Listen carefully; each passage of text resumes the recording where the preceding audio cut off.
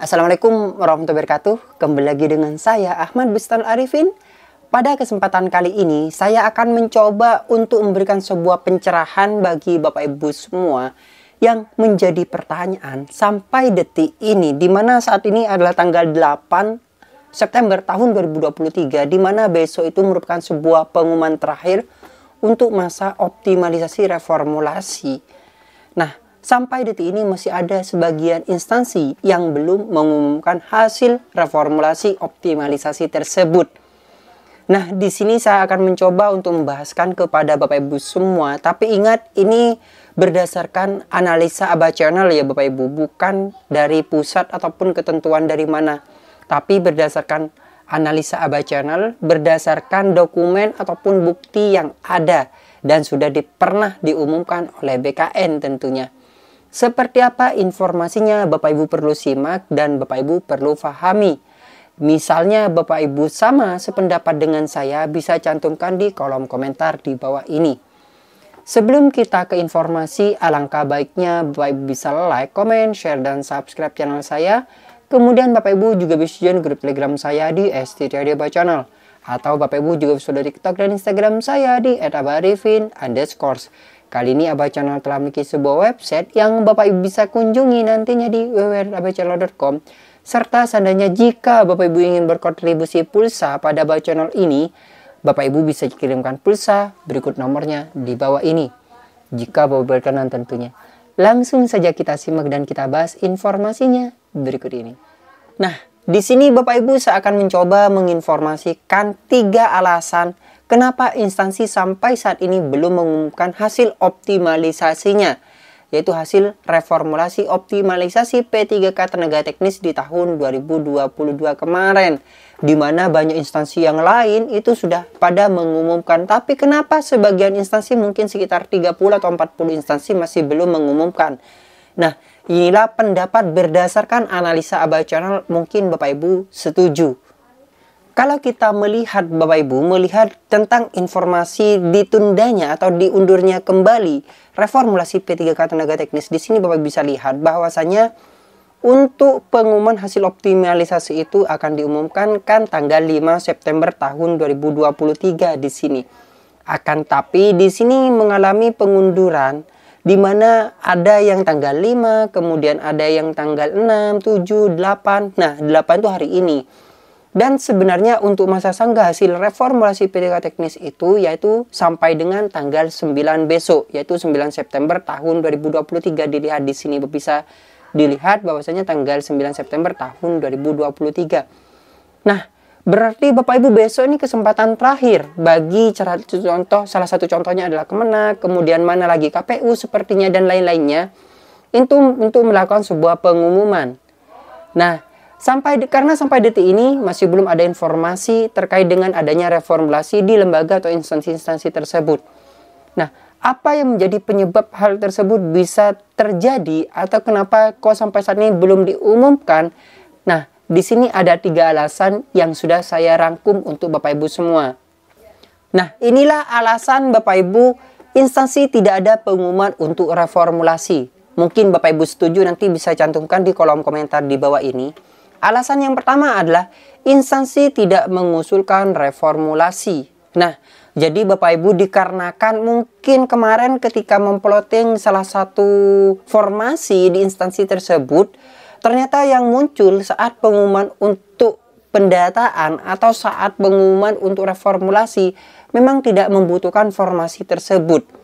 Jadi tidak dibutuhkan nih untuk formasi tersebut, sehingga instansi itu tidak mengusulkan adanya reformulasi. Dalam artian seperti ini, saya kasih gambaran kepada Bapak Ibu semua. Misalnya di salah satu instansi A. Nah, instansi A ya Bapak Ibu. Kemudian kemarin kan muncul nih untuk formasi di lembaga A, lembaga B.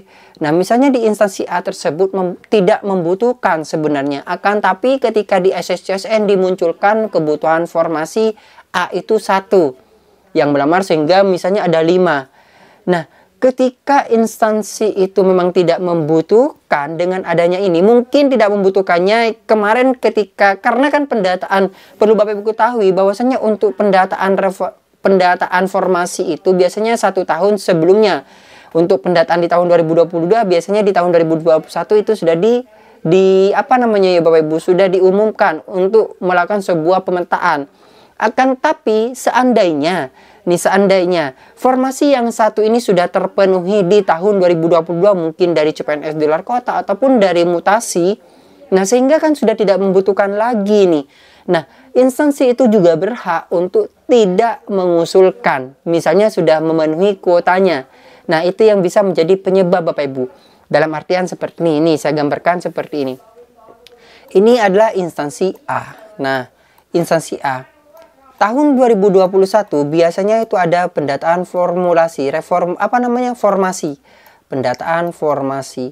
Nah, pada pendataan formasi, di sini instansi A ini mengusulkan sejumlah 1 formasi. Ingat, ini karena memang tidak ada kebutuhan. Maksudnya memang ada kebutuhan di tahun 2021 untuk di tahun 2022.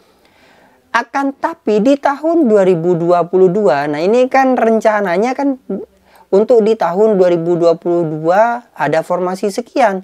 Tapi di tahun 2020 ternyata ada mutasi masuk. Nah, mutasi masuk ataupun mungkin ada yang kena CPNS atau yang lain. Sehingga formasi 1 ini bisa terisi. Nah, otomatis kan sudah tidak membutuhkan. Jadi itu juga bisa menjadi sebuah alasan penyebab kenapa instansi itu tidak mengusulkan. Atau mungkin memang Bapak Ibu, instansi sebenarnya tidak mengusulkan formasi di tahun 2021, di tahun 2021 ini tidak mengusulkan tidak mengusulkan. Ternyata di tahun 2022 muncullah kebutuhan ini. Nah, setelah dilakukan cross-check data oleh instansi, memang tidak dibutuhkan. Nah, instansi juga berhak tidak mengusulkan adanya reformulasi ini, Bapak Ibu. Jadi, seperti itulah Bapak Ibu untuk untuk simulasi dengan adanya reformulasi tersebut. Nah, ini saya hapus terlebih dahulu. Kemudian, Bapak Ibu, untuk alasan yang kedua yang sudah saya rangkumkan untuk Bapak Ibu semua adalah instansi belum mengirimkan usulan optimalisasi ke BKN, akan tetapi melakukan optimalisasi. Dengan artian instansi di sini sebenarnya membutuhkan, misalnya membutuhkan 1. Tapi kemarin ketika adanya pendataan dari BKN di mana disuruh untuk melakukan sebuah verifikasi dan validasi umum ataupun THK2, instansi ini tidak mengirimkan SPTJM, tidak mengusulkan di aplikasi, sehingga kan telat nih. Nah, itu juga bisa menjadi penyebab adanya kenapa sampai detik ini itu bisa atau belum terjadi reformulasi. Jadi seperti itu. Jadi Bapak Ibu bisa pahami, instansi itu sebenarnya masih akan mengusulkan, tapi karena keterlambatan waktu dan sebagainya, sehingga reformulasi itu belum terjadi. Di sebagian instansi ya Bapak Ibu. Ini saya ucapkan di sebagian instansi saja, tidak di semua instansi. Kemudian alasan ketiga adalah sudah mengusulkan ke BKN. Nah, mungkin dikarenakan ada hal lain yang menjadi pertimbangan untuk diundur. Jadi instansi ini sudah mengirimkan SPTJM, sudah mengusulkan di aplikasi dan sebagainya sudah diusulkan. Akan tetapi ada pertimbangan lain di mana itu bisa menjadi pertimbangan untuk dilakukan sebuah pengunduran. Nah, mungkin saja untuk poin ketiga, yang ketiga ini besok karena hari terakhir itu sudah diumumkan. Jadi ditunggu saja tanggal 9 besok. Ini penentuan Bapak Ibu semua. Nah, jadi dari ketiga poin di sini Bapak Ibu sudah bisa memahami nih, oh iya memang ternyata mungkin masuk di kategori 1, 2, 3. Nah, untuk bisa mengetahui apakah masuk di poin 1, 2, dan 3, Bapak Ibu bisa konfirmasi ke instansi masing-masing, entah di Kemenak, entah di KPU, ataupun yang lainnya untuk dilakukan sebuah pengusulan reformulasi optimalisasi. Nah, Bapak Ibu saya flashback ke belakang nih, bahwasanya BKN sebenarnya sudah mengumumkan dengan adanya reformulasi ini di paparan deputi di bagian kepegawaiannya. Seperti apa, coba kita flashback ke belakang Bapak Ibu semua. Di Aba Channel ini sebenarnya sudah pernah menyampaikan dengan adanya tindak lanjut optimalisasi yang dikirimkan oleh BKN kepada instansi dalam paparannya. Yang pertama, optimalisasi reformulasi itu bisa terwujud dengan beberapa syarat ini. Dengan adanya 5 persyaratan dari BKN. Yang pertama adalah instansi wajib melakukan verval data peserta yang memenuhi syarat optimalisasi. Bagi data peserta yang belum sesuai dengan status optimalisasinya, maka instansi dapat menyesuaikan dengan hasil verval dari instansi. Jadi Bapak Ibu, instansi itu memverval datanya dari BKN, diverval kemudian diolah lagi oleh BKN. Jadi seperti itulah Bapak Ibu semua. Nah, langkah memvervalnya bagaimana? Jadi yang kedua, perubahan status dari peserta umum menjadi XTK2 atau non-ASN maupun sebaliknya dilakukan hanya dalam sistem admin SSCSN. Jadi di dalam sistem SSCSN itu Bapak Ibu instansi akan memverval. Bapak Ibu memverval apakah dia THK2, non-ASN ataupun umum. Jadi seperti itu. Dan yang ketiga Bapak Ibu, PPK instansi wajib membuat surat pernyataan tanggung jawab mutlak atau SPTJM. Data yang disampaikan dalam SPTJM dengan hasil verifikasi dan validasi pada SSCSN harus sama baik dari jumlah maupun rincian datanya.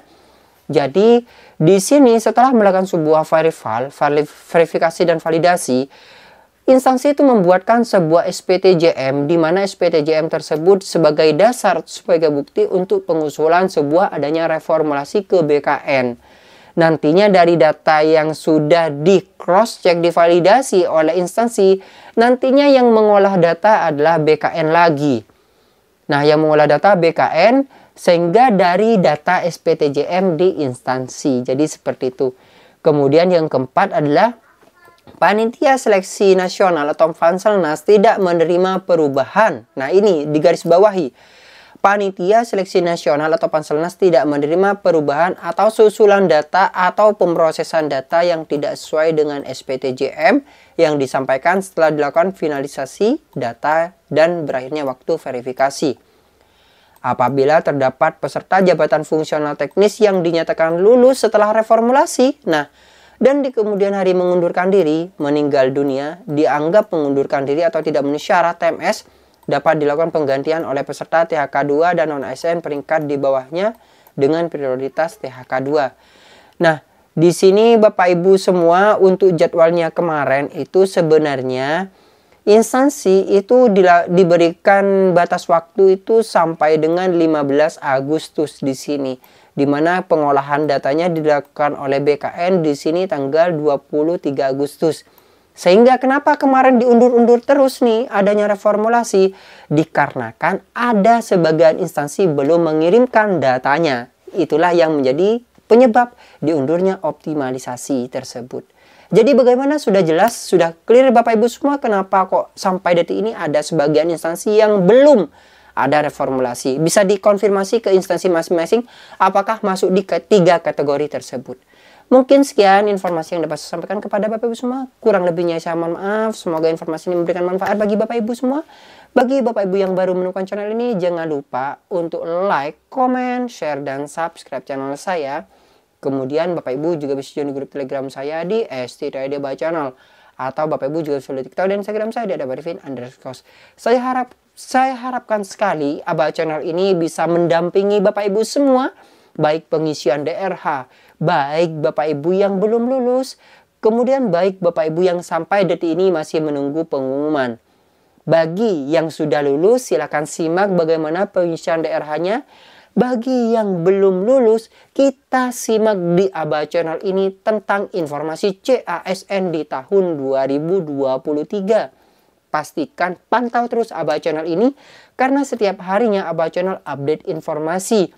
Dan bagi yang menunggu pengumuman, silakan di cross check ke masing-masing instansi Bapak Ibu semua. Mungkin sekian informasinya. Terima kasih. Wassalamualaikum warahmatullahi wabarakatuh.